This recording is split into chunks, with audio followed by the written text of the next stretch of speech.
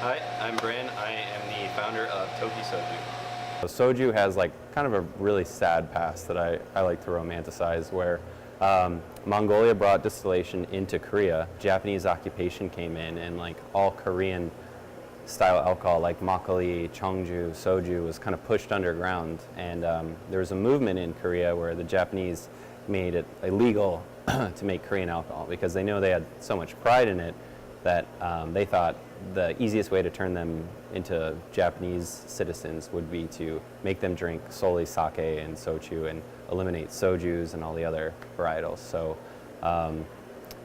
when Japan was pushed out, it came back, but it was no longer made from rice. All the rice crop had to go feed the soldiers. So they started making out of different things like sweet potatoes, sorghum, tapioca.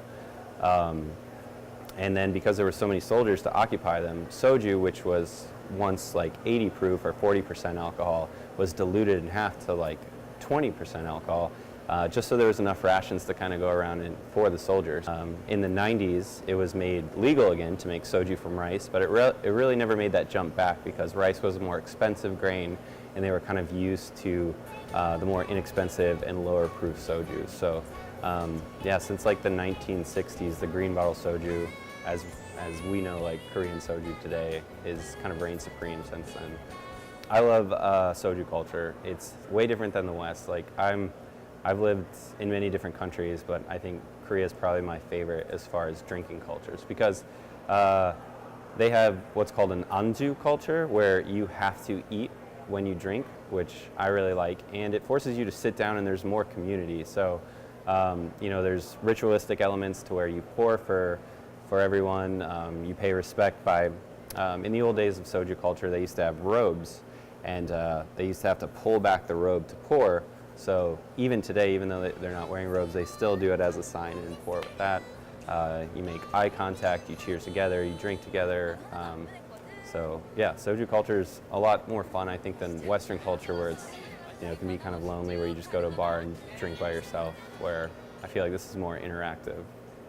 Yeah, there's tons of games, and it depends on the brand of soju. Some soju brands have different caps where you twist them up. And there's a flicking game. Yeah, there's, you know, games surrounded by the idea of, it's called one shot, where like, you know, like the loser has to take one whole shot. There's what they call somek. In Korean, beer is called mekju. And it's dropping, kind of like a Boilermaker, dropping it in there. So we make two different SKUs. We make a 80 proof, and we make a 23% alcohol. The 23% alcohol is kind of how you would drink all the normal green bottle sojus, I guess. It's usually consumed over Korean food, and either room temperature or slightly chilled, and usually just neat, like poured into a soju chan, or like kind of like a little shot glass.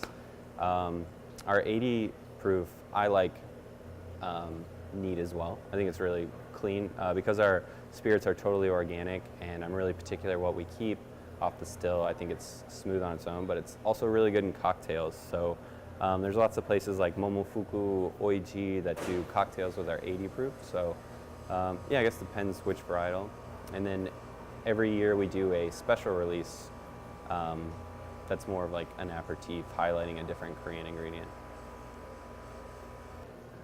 I think there's a time and a place for green bottle soju, and I don't want to like shit all over it, but that it's just not that tier. So, you know, like sakes in the US, you have everything from like a cooking sake to like a shitty one you drink at karaoke to like a really high tier one that you drink with like omakase menu, you know, and you have everything in between. Where soju, we just have the green bottle, but I don't want Americans, when they're getting introduced to it, to just think that's the only option, because soju can operate on the same level of respect as anything else and can be done really well. Yeah, I think I just gave you the whole life story. Yeah, But, yeah, man, that was awesome. Okay. Thank you so much. Yeah, dude. Really appreciate it. Yeah, no problem. Awesome.